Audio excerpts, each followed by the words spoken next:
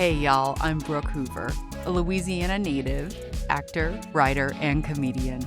I've lost 100 pounds through diet and exercise, or shall I say, lifestyle changes. My 20-year and counting health journey has taught me that just like taking a diet pill for weight loss, body positivity doesn't magically happen overnight. I'm working on regaining my self-esteem and rekindling my love affair with Cajun and Southern comfort food in a healthier way, all the while juggling eating as clean as I can, reestablishing myself in the entertainment industry, which, as we know, is historically fat-phobic, all the while showing my inner fat girl some love. That's fat with a PH. Pretty hot and tempting. Let me tell y'all a tale or two. I never did oatmeal as a child. I never did eggs as a child.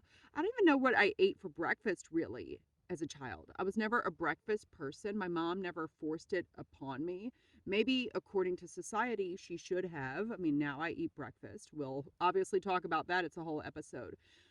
But aside from like craving all of those quote unquote bad for you breakfast foods like Cookie Crisp cereal, Pop-Tarts, or Eggo waffles like my aunt and uncle had at their house because my uncle ate them. I loved going to their house and just binging all that food. The sweetest thing that we had in our house at 19526 Creek Round Avenue was fruit and fiber cereal and grape nuts, which if you know me, you know that I am highly, highly suspect of foods that I call like serial killers. I have a whole episode called serial killers, or like wolves in sheep's clothing as far as like food goes, or like imposter foods, calling itself healthy food, but it's really not healthy. It's just marketed that way. So, girls in leggings will buy it. But it turns out that my Mama Ann, was actually onto something because fruit and fiber and grape nuts have a lower sugar content. So fruit and fiber is 11 grams of sugar and grape nuts is 5 grams. None of that is added. That's pretty impressive. And obviously they have fiber. So they have more or equal fiber to the amount of their sugar. And y'all, you can only get fruit and fiber in the UK now. And I think that's because the cereal itself was probably too quote unquote healthy for Americans. Or maybe not quote unquote. Y'all, so for breakfast when I was a kid, I kind of loved cottage cheese, and I ate it with Momo Loney, aka Momo Leona. And every bougie bitch nowadays named Bailey with a Stanley cup is eating cottage cheese and revamping it like they freaking like got the cow and created cottage cheese, and they're turning it into stuff like tangy ice cream or like bark. And I'm like, girl, your parents weren't even going on their first date to Dave and Buster's when I was chowing down with Momo Loney on some cottage cheese and a wedge of grapefruit. Please. I also loved eating liver and onions, extra onions, at Piccadilly Cafeteria with Momo Loney. My Louisiana Baton Rouge friends specifically, y'all remember Piccadilly? God, that was the bomb. Anyways, I digress. I had pizza for breakfast when I was little. Pizza's actually not a bad food for you when you're little, or when you're big for breakfast, because it's more balanced than Cookie Crisp. Remember that dog? He was a rascal. He was a jailbird dog. But pizza for breakfast is actually not an unbalanced idea. But my aunt said to my mom, "You give her pizza for breakfast?" I'm not, like, it's too early in the morning for me to do a Cajun accent, but in a Cajun accent, she was like, "You give that child pizza for breakfast?" And Mama was like, "Yeah." So I felt like my mom was always getting pointed out for being inadequate for just dealing with an eccentric child like me. It's funny that I record this podcast from a closet because I slept in the closet when I was a little kid. I loved it. I felt very scared in our house. And my Momo Loney, same Momo Loney who likes cottage cheese and liver and onions, what?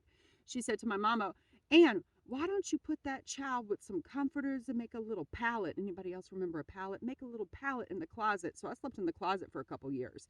So while this closet might not have high production value for video, it's great for audio. Hey, podcast listeners.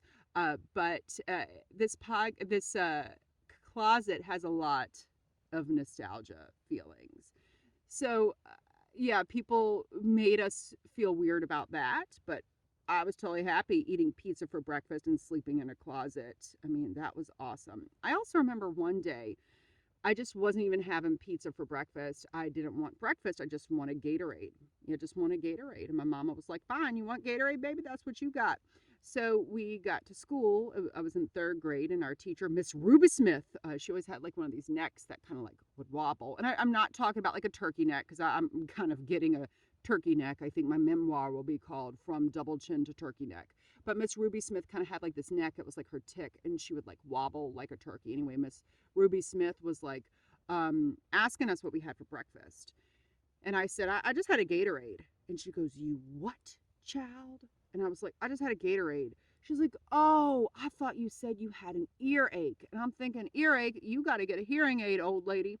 I was 8 when I thought this, and now I have some hearing problems. I'm like, I got to get a hearing aid, old lady. But then she's like, wait, Brooke, you just had Gatorade for breakfast? That's all your mama gave you? And I was like, yeah. She's like, aren't you starving, child? And I was like, no, I'm kind of fine. Miss Ruby Smith was also the teacher when if you needed her to like help you open your snack pack, those pudding snack packs. I mean, I saw other kids get them. I wasn't allowed them because remember, I'm coming from the house of great nuts and fruit and fiber. So I wasn't allowed those snack packs because they're the devil, as Mama would say. But anyway, Miss Ruby Smith would peel off the snack pack and help the child, but say, I'll only help you if I get to lick it. She meant the like the lid of the snack pack, but it was so weird. And she's calling my mama out. She's calling my mama out for allowing me Gatorade. I think my mama was also like, sometimes I'm just not going to fight with this child, even though I wasn't the type to fight. Anyways, I'm really digressing about this. I think the point is that, I'm not a mom of children. I'm a mom of dogs, as we know. But I just really feel for mothers who are made to feel inadequate by society. You know what I'm saying? So I feel like that happened to my mom quite frequently in South Louisiana because we weren't quite like the standard cookie cutter. So yeah, I'm getting a little emotional about that. But y'all, let's circle back. We did grits sometimes in the morning. Yes, being from the South, I loved grits. I still like them in theory. We'll get to that. Also, being from the South, my mama and my family, they knew how to make grits right. Y'all, so many diners up here in New Jersey and New York. God bless them. They do not know how to make grits. They're just like runny sludge. And that's why all my Yankee friends, as Mama would call them, she calls y'all that and she loves y'all. Y'all don't like grits because y'all have never really had good grits unless you go to the South. And some of my friends, they'll be like, oh, I went to Savannah. I had some great grits. I love them. I was like, yeah, because they are done right. Anyways, there is this restaurant. They do not sponsor me. They should because I love them so much. And I'm going to give them a great plug. They're called Proving Ground and they are on the bay down in South Jersey. Not super south, it's near Sandy Hook Beach and they have the best grits. I go there every time and I'm like, to my boyfriend Harry, I'm like, we have to go for their brunch because they have the best grits this side of the Mississippi, or at least this north of the Mason-Dixon line. Anyways, so yeah, but their grits at Proving Ground are mama worthy. They are worthy of any judgmental Southern woman. But grits, y'all, nutritionally for me, at least as a woman with PCOS, which is a type of insulin resistant based disorder, if you will. I'm basically a hot blooded bitch who survives on a lot of protein, fiber, and vegetals. Grits are not necessarily the best food for my body. They're great as a side dish, like add fish to them. Oh, God. Add shrimp to them, add bacon and eggs to them. Boom, you have more of a complete meal. Make me polenta instead, and I'm happy. Polenta is just basically like the unbleached version of grits. That's why it's yellower. And usually people up here know how to make it better because they're Italiano, or they're very thick. You know, a polenta tends to be kind of thicker, and that's how I like my grits, or like polenta cakes. Boom. You could do that with grits. You just have to cook them right. Anyways, grits is just corn, which is fine, but it's high in carbs. Grits are not super high in fiber, and there's no protein to them. They're very, very much unlike oatmeal, which we haven't even talked about yet. We're fixing to. So grits in a nutshell, in a corn shell, corn husk, won't make you feel satiated like oatmeal will. But I love grits. Let me know, y'all, if y'all want a whole episode about grits alone. So during the pandemic is when I became the oatmeal queen. I was like really worried about where my next paycheck was coming from, where food was coming from. And we tended to have like these big old containers of oats just laying around. So I became the overnight oats queen. I used to do eggs. If y'all have listened to any of my other episodes, you know how I feel about eggs. I don't love them, but my friend Jen got me into eating omelets. So I do like a ton of vegetables and a little bit of eggs. Nowadays, I'm just like doing egg whites because it's just easier. Um, to just pour that container that looks like milk, of egg whites. And yeah, but I got sick of eggs. And also, I was worried about money. So I said to mama, like, let's just start doing overnight oatmeal. It's good for you, prebiotics, all that jazz. So, yeah, we're going to talk about the benefits of oats. First, and then I will tell y'all kind of how I do all my concoctions. That is the whole point of this episode, my oat journey, to kind of inspire you. Yes, overnight oats exist, but not all oats are created equally. So let's tell some tales. We're going to kind of travel backwards to go forwards and forwards to go back, and we're going to circle back to oats. So first off, I have to address kind of like the elephant in the room. I talk a good game about carbs and insulin resistance. So we're going to break it down. We're going to break it down like my blood doesn't naturally do with sugar. Ah! All right, that pun, that little joke didn't really work. That was more like a joke like one of those 1960s resort managers at like a lakefront resort might tell. Like a not even a dad joke, but like a granddad joke. Y'all with me? Okay, so let's talk about insulin resistance. The hormone insulin, yes, it is a hormone. It helps control the amount of sugar, like glucose, in your blood, right? So, with insulin resistance, as you can imagine, the cells in the body aren't responding normally to that insulin. So, the glucose won't be able to enter the cells so easily. And therefore, it's building up, building up, building up in the blood, building up, building up, building up in the blood, which doesn't have to. That's why I'm working on everything I'm working on nutritionally, podcastly, exercisely, could lead to diabetes type 2, which is obviously more prevalent in people who have polycystic ovarian syndrome. And I have a family history. My dad has diabetes type 2, and he's still kicking it. God bless him. But he, it's diabetes is a whopper of a mofo. But there are so many preventative things we could do to help it. I think that's one reason why I keep on keeping on telling tales, y'all. So insulin resistance itself it says typically has no symptoms. That is according to WebMD, but I do disagree with that. I will have a podcast guest coming on in an episode or two, and we'll talk more about that. And I know she would feel me on this as well. So weight loss, yes, and exercise can help reverse insulin resistance. That's what a doctor will tell you. A crappy doctor will leave you with that.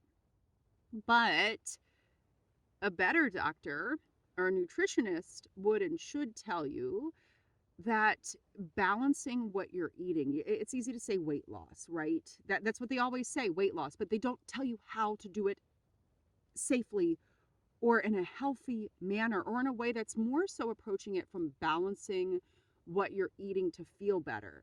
And then when your body is kicking it, it will lose weight or harmonize to the weight or levels that it is going to be at most optimal for you. I am having a really hard time like having this discussion because there's so many ingrained negative thoughts. So I'm trying to, if you could tell, form my words here that are in a more productive and positive way than modern medicine has kind of told us. Or, I'm a child of the 80s, as we know. So getting rid of a lot of that negative garbage, weight loss talk, y'all. So people with insulin resistance, you don't want to eat carbs, right? Well, you can eat carbs. Carbs alone aren't the devil. It's balancing the carbs and the types of carbs. And all carbs aren't created equal. All right. And y'all know oatmeal's fixing to enter after like 15 minutes later. Oatmeal's fixing to come in. Y'all, so back in the 80s, I'm not sure about y'all, but like the lady elders in my family, so my mom, my grandma, my aunt, Nanny Seal, they talked about things being too starchy. Like, oh, they were too starchy. And maybe they were ahead of their time. Maybe they're like the Supremes, like the backup singers behind Dr. Atkins and his chocolate Supreme bar. Does he have a low sugar bar that's called a chocolate Supreme bar? God rest his soul. Is Dr. Atkins still alive? But anyways, just kind of good humor me, y'all. So this joke will land. None of it really did in the good humor pun. Anyone got that? But anyways, my lady relatives were so big on, oh, it's too starchy, it's too starchy. So let's talk about that. Let's talk about starches. Yeah, number one, you don't want to like overboil those potatoes because you don't want them to be too starchy. But let's talk about resistant starch. So resistant starches can be things like a baked potato that you then microwave the next day, or rice that you cooked and then you reheat it the next day, or dun, dun, dun, overnight oats. So resistant starches, it's going to help you with your digestion, your weight loss, even disease prevention, because it has like, how do I break this down for you? Pun intended. Um, most starches, most regular starches are like digested and broken down. But resistant starch, and it will quick, let's put it this way, a resistant starch will not go to your bloodstream quite as quickly as a regular starch will, right? So you want your body to work harder essentially to process that food so it doesn't hit your bloodstream right away, regardless if you're insulin resistant or not, like because you're going to feel less hungry if your body has to process that food and it's kind of like living on you, kind of like a squirrel puts a nut in its cheek and it will sit with that nut for a while. That's like a resistant starch. It will sit in your gut in a good way in that large intestine and it will brew and feed and make up the good bacteria. So, in layman's terms, like I'm saying layman's terms, I mean in like Brooke Hoover terms, it's not going to hit you with your best shot right away. It's more of like a slow burn with its best shot. And it will in turn help people with insulin resistance and beyond because we want to avoid a blood sugar spike. I hope that makes sense, right? I'm not an expert. I'm not a licensed nutritionist. I'm just a licensed driver in New Jersey. But y'all are feeling me, I think. So probiotics and prebiotics. Let's talk about that a little bit. So there are prebiotics in overnight oats. So probiotics, right, are like foods, supplements, etc. They have the live microorganisms, and that is intended to help maintain the good bacteria going on, the microflora in the body. Prebiotics, which are in oats, Jerusalem artichokes, my favorite garlic and onions, etc. Higher fiber food, the fiber. Um, they basically are like feeding that the prebiotics. So, I mean, I guess a way to put it is like if prebiotics are the root and the seed, probiotics are the soil all up in your gut. So let's talk about my overnight oat concoction, how I first started making it, or what I do with it.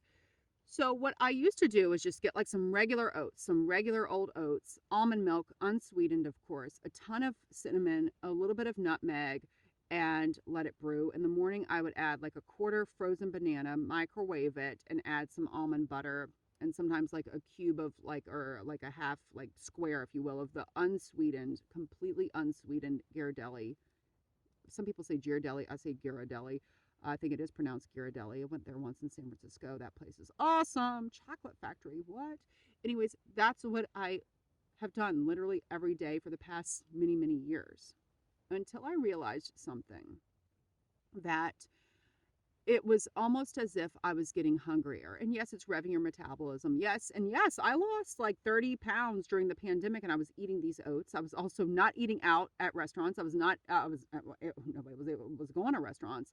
I wasn't ordering from restaurants because I couldn't afford it. I wasn't working on film sets. So I wasn't eating the catering food. They add a lot of oil and salt. So I was losing weight, and I'm not saying it's just because of the oats. When you lose weight or when you get healthy, it's not one magic trick, it's a lot of things.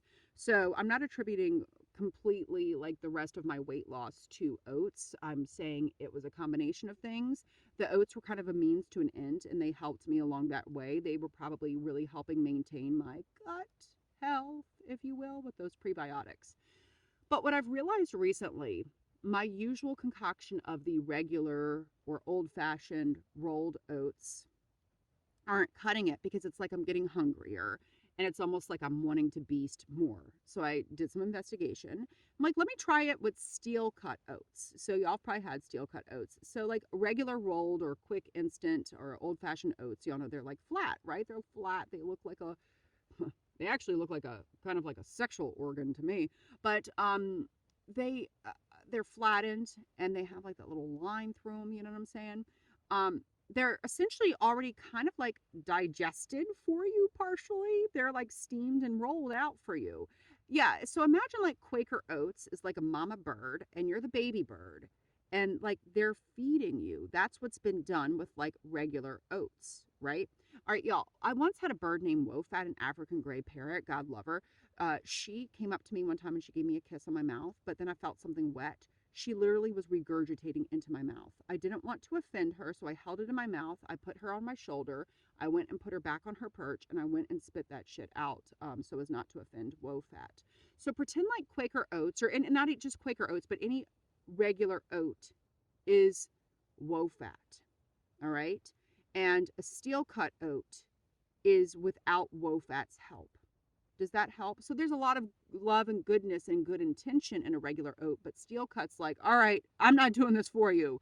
Baby, no more training reels. You're doing it for you. And therefore, like we talked about earlier, with resistant starches, your body is working more and more and doing the work instead of it hitting your bloodstream right away, staying in your system longer, essentially making you feel satiated longer.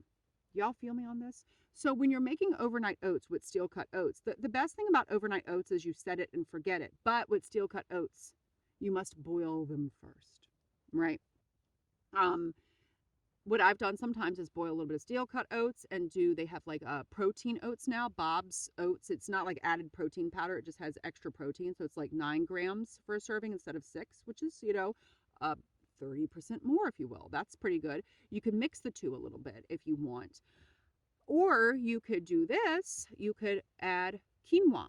So I call this bird seed oatmeal.